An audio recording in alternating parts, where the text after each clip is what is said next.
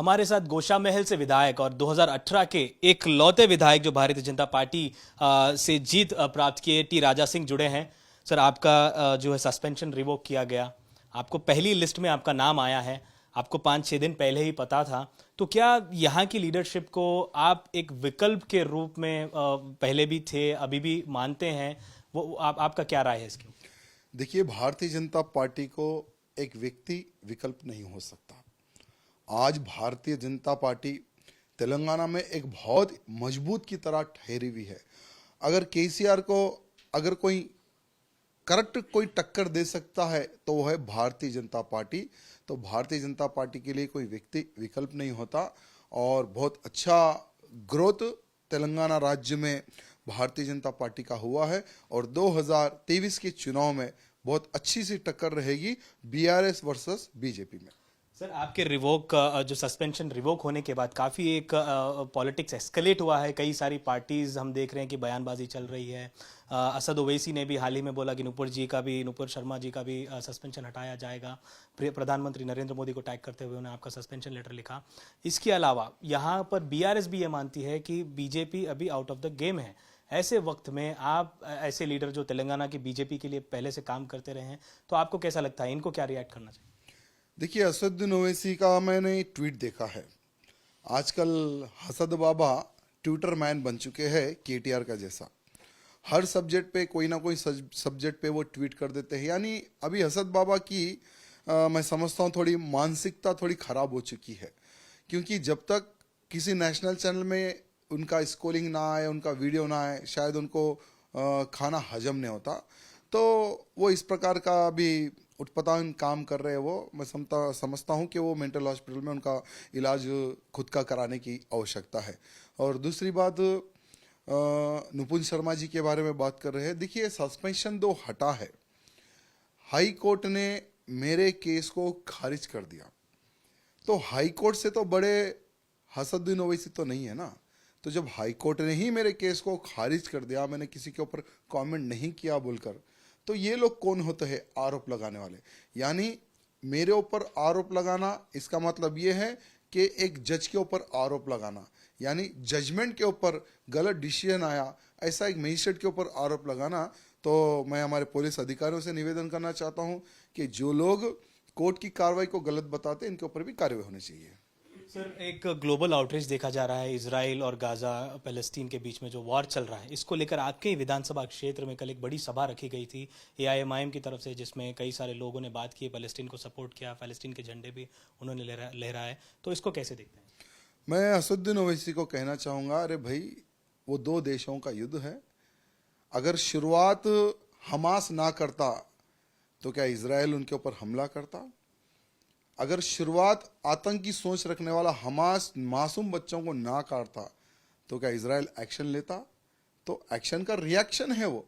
तो तुम तेलंगाना में तुम्हारे दारुसलाम में सभा लगाकर प्रोवोकेटिव करने की आवश्यकता नहीं है, लोगों को भड़काने की आवश्यकता नहीं है। अरे यार, चुनाव है यहाँ पर तेलंगाना में, मुसलमानों की भलाई के बारे में बात करो, मुसलमानों के विकास के बारे में बात करो। अरे कब तक मुसलमानों को बेवकूफ़ बनाएंगे हमारे असदुद्दीन ओवैसी साहब? कब तक? आखिर कब तक इनको अंधकार में रखेंगे? आज देखिए, यहाँ वहाँ जहाँ कहीं भी चुनाव होते हैं, असदुद्दीन ओवैसी वहाँ लोकल पार्टियों को ब्लैकमेल करते हैं कि भाई आप हमें इतना पैसा दो, नहीं तो हम आपके खिलाफ कैंडिडेट खड़ा करेंगे, मुसलमान वोट को हम डाइवर्ट करेंगे, जिसके कारण आपको नुकसान होगा। ये ब्लैकमेलिंग बंद होना चाहिए। और आज के मुसलमान को असदुद्दीन ओवैसी की जो सचमुच में जो सूरत है, वो आज के मुसलमानों को जानने की आवश्यकता है। अब आपको बताना चाहूँगा, मेरी विधानसभा की अगर हम बात करें, 2014 में इन्होंने कांग्रेस को मुसलमानों का वोट बेचा, गोशामेल विधानसभा का। 2018 में वही मुसलमानों का वोट इसने टीआरएस को बेचा है। और अभी भी आप देखिए, यहाँ का अब तक कोई कैंडिडेट डिक्लेयर नहीं हुआ बीआरएस से। क्यों? क्योंकि जब तक दारुसलाम से मैसेज नहीं जाएगा, असदुद्दीन ओवैसी से मैसेज नहीं जाएगा, तब तक गोशामेल विधानसभा से बीआरएस का कैंडिडेट डिक्लेयर नहीं होगा। मैं असदुद्दीन ओवैसी साहब को एक चैलेंज देना चाहूँगा, भाई आप बहुत बड़ी बड़ी तकरीरें देते हैं, लोगों को चैलेंज करते हैं। चलो, मैं आज आपको चैलेंज करता हूँ, अगर आप में दम है तो आपके छोटे भाई को यहाँ से लड़ा दो, नहीं तो आप खुद लड़ लो, नहीं तो किसी आलतू फालतू नेता को भेज दो। अरे आप में तो मर्द ही नहीं बचा जो राजा सिंह के खिलाफ आप चुनाव लड़ा सके।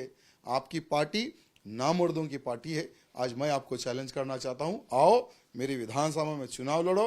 अगर आपकी एमआईएम जीतती है तो राजनीति संन्यास के साथ साथ में तेलंगाना राज्य छोड़ के मैं चले जाऊंगा। जैसे आपने बताया सर, बीआरएस ने अभी तक अपना कैंडिडेट गोशामहल के लिए घोषित नहीं किया है, ऐलान नहीं किया है, लेकिन कांग्रेस ने एक महिला को यहाँ पर फील्ड किया है।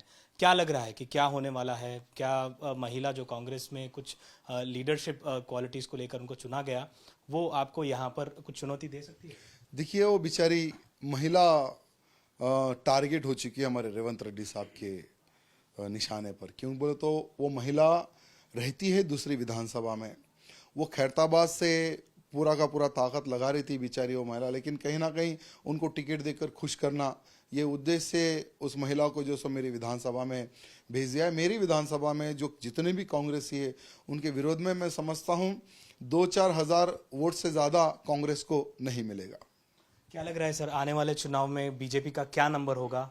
अभी काफ़ी जमकर फाइट दिख रही है, बीजेपी भरपूर कैंपेन कर रही है, कांग्रेस और बीआरएस भी उसी प्रकार से कैंपेन कर रही है।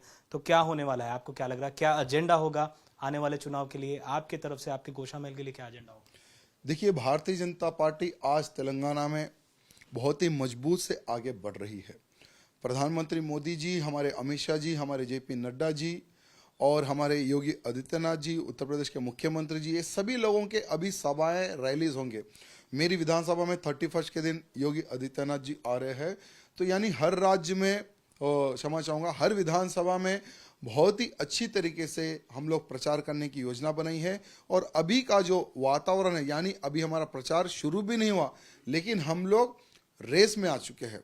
आज अगर बीआरएस को कोई टक्कर दे सकता है तो भारतीय जनता पार्टी ऐसा जनता में आ चुका है। और जनता भी सोच रही है, अरे भाई कब तक ये करप्टेड पार्टियों को हम सपोर्ट करेंगे, चलो एक ईमानदार पार्टी को हम सपोर्ट करेंगे, वो है बीजेपी। डबल इंजन की सरकार हम लाएंगे और हम डबल तरीके से हम हमारे तेलंगाना को विकास करेंगे। ऐसे एक अच्छा एक माहौल अभी तेलंगाना में बन चुका है।